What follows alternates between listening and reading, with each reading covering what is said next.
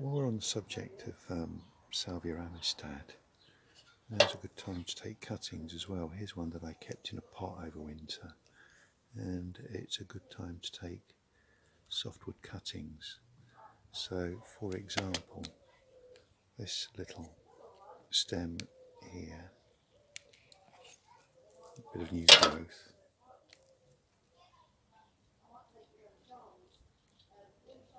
Take that from the parent plant and then remove all but the topmost leaves.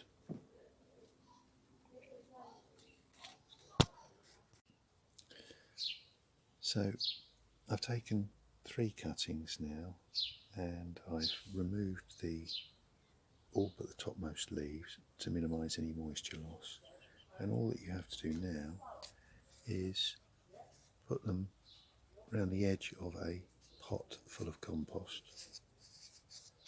so they get plenty of drainage.